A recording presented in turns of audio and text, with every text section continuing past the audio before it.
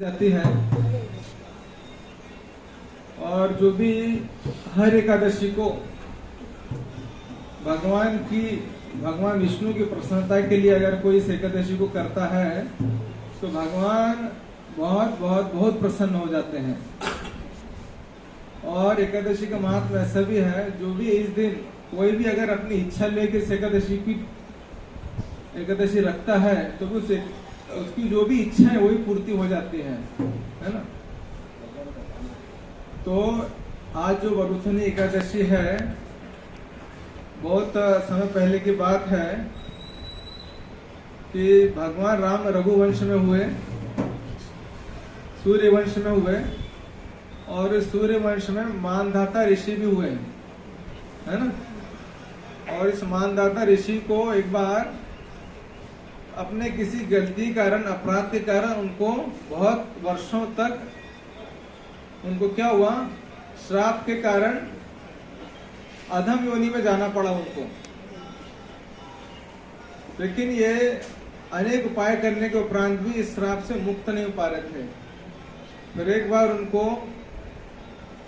उनके गुरु ऋषि मुनि मिले और उन्होंने उनको बोला कि समय के कालांतर के अनुसार वरुथनी एकादशी जो आएगी कृष्ण पक्ष में, और इस कृष्ण पक्ष में आप उस एकादशी को पूरा निर्जला पालन कीजिए और अपना पूरा जो दिन है, पूरा जो 24 घंटे हैं, पूरा आप भगवान का नाम जप कीजिए। और जब आप ऐसा करेंगे तो आपको जो भी श्राप लगे आप पूर्ण से मुक्त हो जाएंगे, और जो भी आपका पहले राज्य था, धन धान्य था, वो सब आपको अपने आप प्राप्त हो जाएगा। इस प्रकार से तो ऐसे वो मानधाता ऋषि ने पूरे सुबह उठकर सुंदर पवित्र नदी में गए, और नदी में उन्होंने सुबह स्नान किया, गायत्री मंत्र किया, और शुद्ध मन से ध्यान पूर्वक, और सुबह मतलब सुबह 4:30 बजे ब्रह्म मुहूर्त होता है, तब से लेकर पूरे दूसरे दिन तक, जब तक ऐसा एकादशी का पारना नहीं किया जाता तब तक उन्होंने कुछ भी खाया नहीं, कुछ भी पिया नहीं, और पूरा अपना ध्यान को क्या किया, भगवान के चरणों में केंद्रित किया। और ऐसा पूरा ध्यान पूरा करने के उपरांत उन्होंने देखा कि जैसे ही उनका एकादशी का व्रत पूर्ण हुआ, स्वयं भगवान उनके सामने विष्णु जी प्रकट हुए और उनको आशीर्वाद दिया। क्या आशीर्वाद दिया कि आप जो श्राप आपको लगा था, जो आप श्राप से आप मुक्त नहीं हो पा रहे थे, जो आपने ध्यान पूर्वक एकादशी व्रत का पालन किया, उस श्राप से आप पूर्ण से मुक्त हो गए हो। आप बोला जाइए, आपको जो भी आपके जो राज्य था वो सब आपको मिल जाएगा, सब जो भी प्रजा थी आपकी, सब आपका वापस आप अपना राज्य का पालन करेंगे। इस प्रकार से और आगे वर्णन आता है कि आज के दिन जो भी यदि दान भी करता है तो उसको उस दान के मुकाबले में कई गुना उनको फल मिलता है, कई गुना, जितना हम सोच भी नहीं सकते, है ना। तो ऐसे दान तो बहुत प्रकार से हैं। बोला जाता है कि, है ना, सबसे श्रेष्ठ दान तिल दान भी बोला जाता है, भूमि दान भी बोला जाता है, गोदान भी बोला जाता है, अन्न दान भी बोला जाता है। ऐसे अनेकों प्रकार के दान हैं, लेकिन सब दान अपनी शक्ति के अनुसार करना चाहिए, है ना, अपनी शक्ति के अनुसार करना होता है। जो अगर पहले राजा महाराजा जो होते थे वो पहले स्वर्ण दान करते थे और गोदान भी करते थे। और ये गोदान कैसे करते थे मालूम है? वो जो गाय होती थी उसके सींग में सोना मढ़ते थे वो लोग, और जो खूर होते थे उसमें भी सोना मढ़ते थे, और उनके गले पूरा स्वर्ण हार होता था। ऐसी गायों को दान में देते थे इस प्रकार से। और ऐसी गायों देने के बाद, स्वर्ण देने के बाद देख सकते हैं पहले के राजाओं को कभी कुछ कमी नहीं होती थी, हमेशा धन्य धान से भरा होता था उनका खजाना। और बहुत सारे लोग होते हैं, जैसे पहले के लोग होते थे, कहीं अगर मंदिर बनाना है तो जितने भी जो गांव होते थे, राजा महाराज जो महल होते थे, सबसे बड़ा मंदिर हुआ करता था पहले के समय में।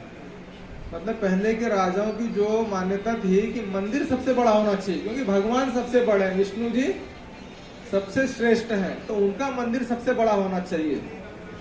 लेकिन आज समय ऐसा है कि मंदिर छोटे हो जाते हैं, टावर बड़े बड़े हो गए, है ना।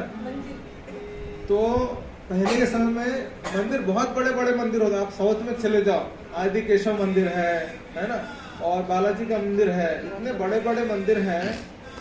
और जो महाराजा होते थे वो छोटे अपने घर में रहते थे। वो क्यों ऐसा होता था?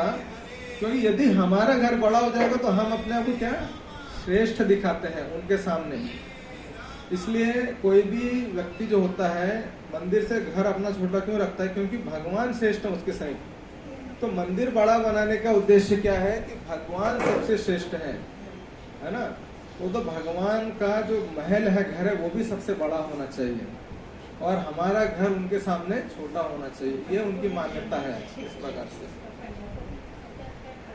और मंदिर क्यों बड़े होने चाहिए? क्योंकि मंदिर केंद्र बिंदु होते हैं, है ना, कि जितने जो भी पूरी गांव की जो जनसंख्या है वो सब मंदिर में जाके भगवान को प्रणाम करते हैं, भगवान का दर्शन लेते हैं ना।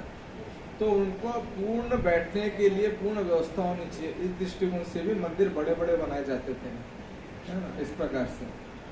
तो पहले के समय में जो मंदिर भी होते थे वहाँ एकादशी के दिन वर्णन आता है कि 24 घंटे लोग जागरण करते थे और 24 घंटे भगवान का भजन कीर्तन ही करते थे एकादशी के दिन। ठीक है, जिसको संभव है वो पूरा निर्जला करता है, जिसको संभव नहीं है वो खाली हवा खा के भी रह सकता है। जिसको अगर वो भी संभव नहीं है तो कुछ फ्रूट्स खा सकते हैं, और वो भी संभव नहीं है तो, है ना, क्या श्यामा राइस बोलते हैं ना उसको, क्या भगर खा सकते हैं। और वो भी संभव नहीं है तो उसके ऊपर कुछ उपाय नहीं है ना।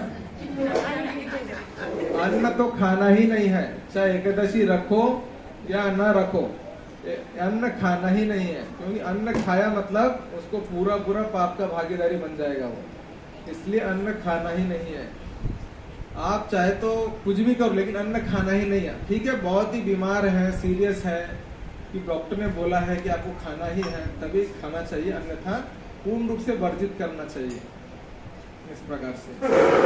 तो ये किन प्रकार एकादशी का व्रत बहुत ही मंगलकारी है। और ये सभी जितने भी उपवास होते हैं, जितने भी, चाहे नवरात्रि बोलो, है ना, या फिर गणेश चतुर्थी बोलो, या जो भी सोमवार, मंगलवार, बुधवार, गुरुवार, शनिवार, रविवार, जितने भी उपवास आते हैं ना, सब में श्रेष्ठ क्या बोला गया? एकादशी को उपवास बोला गया है ना। और ये नहीं बोल रहा हूँ मैं जैसे जन्माष्टमी को उपास रखना चाहिए, रामनवमी को उपास होना चाहिए, क्योंकि वो विष्णु की तिथि है ना, वो तो भगवान को विशेष प्रिय है। जैसे अभी नरसिंह चतुर्दशी आ रही है, वो दिन पूरा बहुत लोग निर्जला रखते हैं पूरा सूर्यास्त तक। लेकिन हर एकादशी, महीने में 2 एकादशी आती है, एक कृष्ण पक्ष की एकादशी आती है, एक शुक्ल पक्ष की एकादशी आती है। तो इस एकादशी के लिए बहुत सारे लोग तो पूरे एक दिन पहले से तैयारी करते हैं, मालूम है कि मतलब वो लोग एक दिन पहले से वो अन्न खाना बंद कर देते हैं। क्यों बंद कर देते हैं? क्योंकि आपने अन्न खाया वो आपके पेट में रहता है। तो बहुत लोग समझते हैं कि मैंने अन्न खा लिया एक दिन पहले तो मेरे पेट में, तो एकादशी पूर्ण नहीं मानी जाती।